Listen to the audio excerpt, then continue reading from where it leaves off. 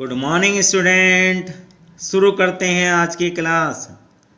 Subject बही खाता तथा लेखा शास्त्र।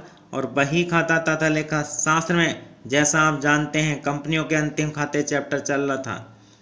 इस चैप्टर में आपने balance sheet and statement of profit and loss के फॉर्मेट को समझा। आज एक प्रैक्टिकल क्वेश्चन के माध्यम से समझते हैं statement of profit and loss किस प्रकार बनाया जाता है। प्यारे बच्चों, ये क्वेश्चन है 31 मार्च 2016 को मोती हैंडीक्राफ्ट लिमिटेड की पुस्तकों से निम्न शेष प्राप्त हुए हैं। प्रारंभिक रहतिया या ओपनिंग स्टॉक है 35,000। और आप opening stock statement of profit and loss में कहाँ दिखाएंगे? Change in stock in trade के अंतर्गत दिखाया जाएगा। ओपनिंग स्टॉक और क्लोजिंग स्टॉक का जो अंतर है, जो डिफरेंस है। क्रय देयता परचेज, और परचेज आप statement of profit and loss में कहाँ दिखाएंगे? Purchase of stock in trade के अंतर्गत दिखाएंगे। परचेज में आप क्या करेंगे? परचेज रिटर्न जो क्रय वापसी इसको घटा देंगे और क्रय पर भाड़ा दे रखा है इसको हम जोड़ देंगे। विक्रय आप कहाँ दिखाएंगे? ये रेवेन्यू फ्रॉम ऑपरेशन के अंतर्गत दिखाया जाता है। विक्रय में से विक्रय वापसी घटा देते हैं। तो विक्रय ये सेल्स 4,10,000, क्रय वापसी क्रय में से घट जाएगी और विक्रय वापसी विक्रय में से घट जाएगी। क्रय पर भाड़ा क्रय में जोड़ देंगे। मजदूरी आप मजदूरी कहाँ दिखाएंगे? एम्प्लॉयज बेनिफिट एक्सपेंसेस के अंतर्गत दिखाएंगे। कोयला, गैस व शक्ति आप कहाँ दिखाएंगे? Statement of profit and loss में ये अदर एक्सपेंसेस के अंतर्गत दिखाएंगे। विविध देनदार दे रखे हैं।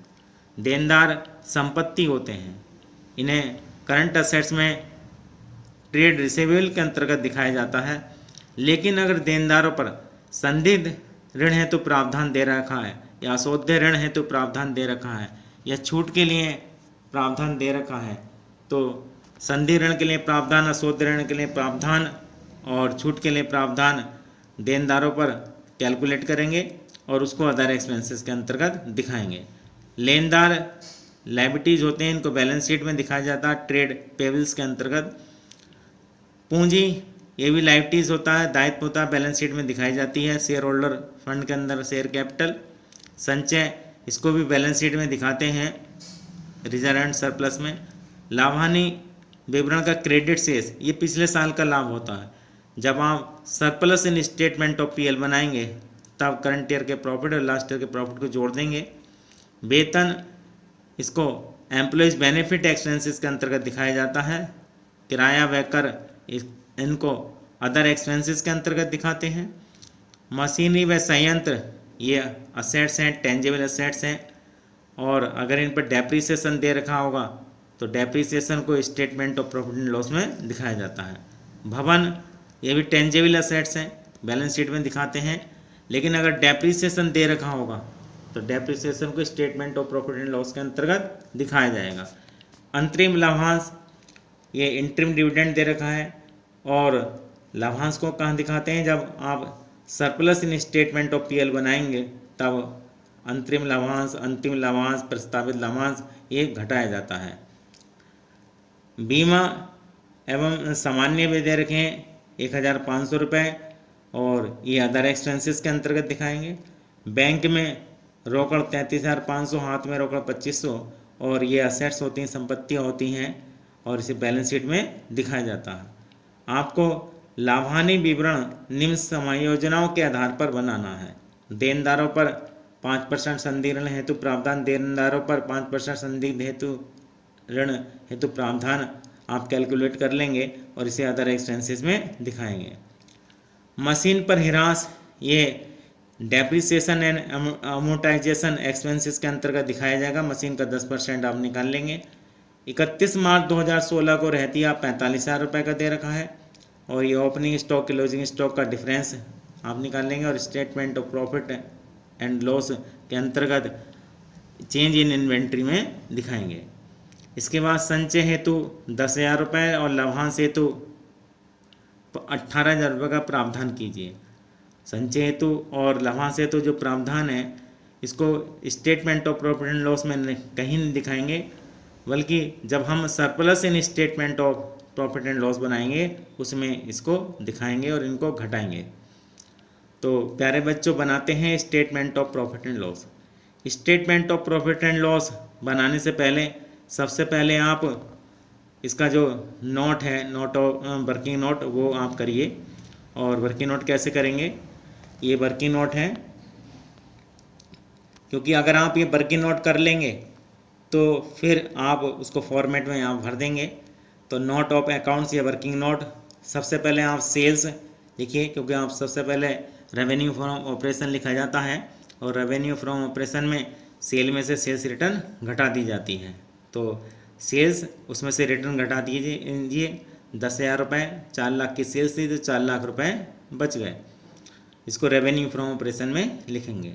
उसके बाद नंबर 2 पर आप लिखिए purchase of stock in trade. और purchase of stock in trade में परचेज लिखी जाती है 2,10,000 रुपये।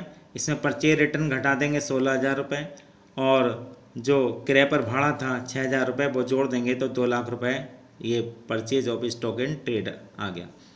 नंबर 3 पर लिखिए change in stock in trade. Opening stock 35,000 है और क्लोजिंग स्टॉक 45,000 है, तो ये निगेटिव 10,000 रुपये आ गए, माइनस के 10,000 हैं।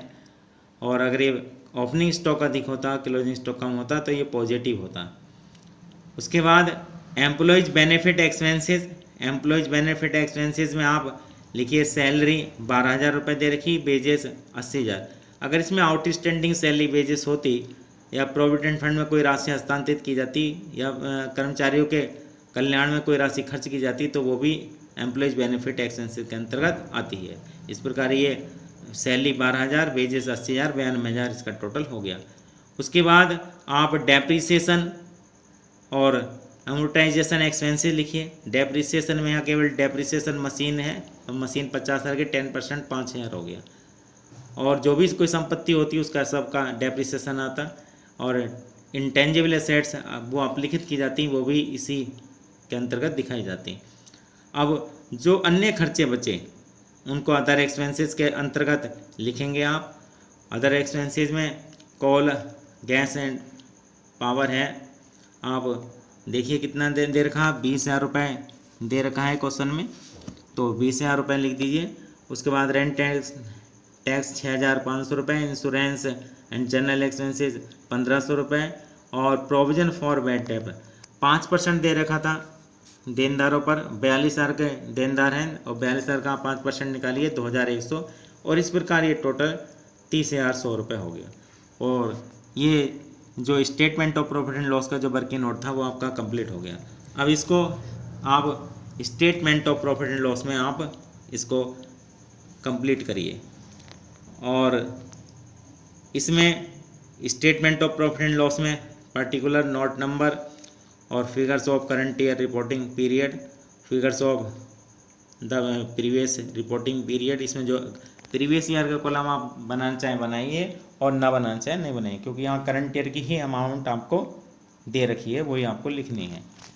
सबसे पहले आप रेवेन्यू फ्रॉम ऑपरेशन जो आपने नोट में लिखा है और उसको नंबर 1 लिख दीजिए और 4 लाख रुपए ये लिख दीजिए। अदर इनकम क्वेश्चन में है नहीं। और अदर इनकम में क्या आता है, अदर इनकम में आता है interest received, dividend received, rent received और old provision for bad debt, और कोई अदर इनकम वो है नहीं क्वेश्चन में। आप टोटल कर दीजिए इसका 4 लाख, ये टोटल रेवेन्यू हो गया। उसके बाद एक्सपेंसेस, एक्सपेंसेस में कॉस्ट ऑफ मटेरियल कंज्यूम, और कॉस्ट ऑफ मटेरियल कंज्यूम आपको ध्यान रखना चाहिए कि जो कंपनियां उत्पादन का कार्य करती हैं, अर्थात जो माल का क्रय उत्पादन के लिए करती हैं और उत्पादन का विक्रय करती हैं, तो उसमें कॉस्ट ऑफ मटेरियल कंज्यूम लिखा जाता है। और जो कंपनियां केवल ट्रेड का बिजनेस करती हैं और माल का क्रय पुनः विक्रय के लिए करती हैं, तो वहाँ लिखते हैं purchase of stock in trade. इसमें आपने निकाला था अभी वर्किंग नोट में 2 लाख रुपए लिख देंगे। Change in stock in trade आपने ये 10,000 है, तो इसको आप नेगेटिव है ये, इसको माइनस में लिखिए, इस तरह से इसका ब्रैकेट लगा के लिख दीजिए। एम्प्लॉयज़ बेनिफिट एक्सपेंस आप निकाल चुके हैं 92,000 रुपये। फाइनेंस कॉस्ट में क्या लिखा जाता है, फाइनेंस कॉस्ट में जो इंटरेस्ट कंपनी पेड करती है, interest on debenture, interest on bank loan, interest on bank overdraft या अदर कोई बोरोइंग है उस पर जो है कंपनी ने इंटरेस्ट दिया है या देना बाकी है, तो वो फाइनेंस कॉस्ट के अंतर्गत दिखा जाता है।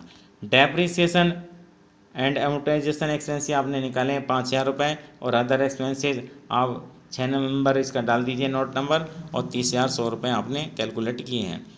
इसका टोटल कर लीजिए, टोटल एक्सपेंसेस आ गए, और टोटल एक्सपेंसेस के बाद आप क्या करेंगे, इसको टोटल रेवेन्यू में से 4 लाख में से घटा देंगे, और ये आपका आ जाएगा profit before exceptional and extra ordinary items and tax 82,900 रुपये।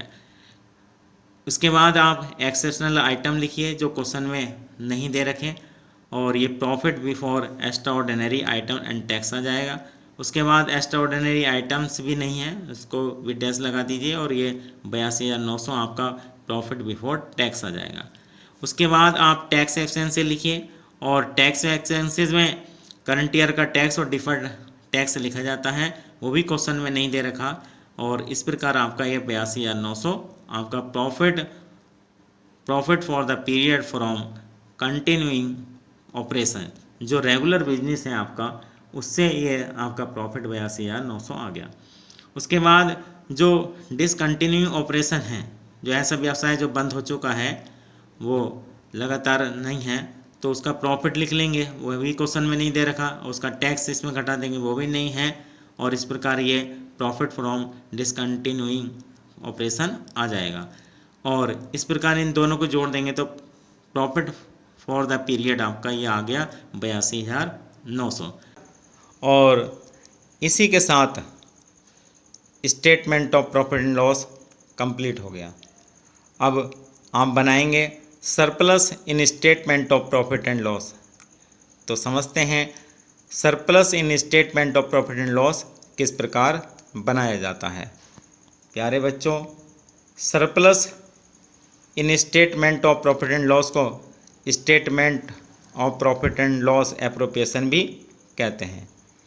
इसमें सबसे पहले आप लास्ट ईयर का प्रॉफिट लिखेंगे, और क्वेश्चन में देखिए लास्ट ईयर का प्रॉफिट आपका कितना दे रखा है, 10,000 रुपये दे रखा है, और इसमें करंट ईयर का जो प्रॉफिट अभी आपने निकाला है उसको जोड़ देंगे 82,900, इस प्रकार 92,900 टोटल हो गया। अब इसमें आप क्या करेंगे, जो लाभों का नियोजन किया है, लाभों का एप्रोप्रिएशन क्या है, उसको हम घटा देंगे। इसमें interim dividend, final dividend, propose dividend और कोई भी राशि जो रिजर्व एंड फंड में ट्रांसफ़र की है वो घटा देंगे। इंटरिम डिविडेंड क्वेश्चन में दे रखा था 2,000 रुपये, प्रोविजन फॉर रिजर्व समायोजना में दे रखा 10,000 रुपये, प्रपोज डिविडेंड समायोजना में दे रखा 18,000 रुपये, और ये 30,000 रुपये हो गए। 30,000 रुपये घटा दीजिए, और इस प्रकार ये आपका सरप्लस आ गया, जिसे बैलेंस शीट में रिजर्व एंड सरप्लस के नाम दिखाया जाएगा।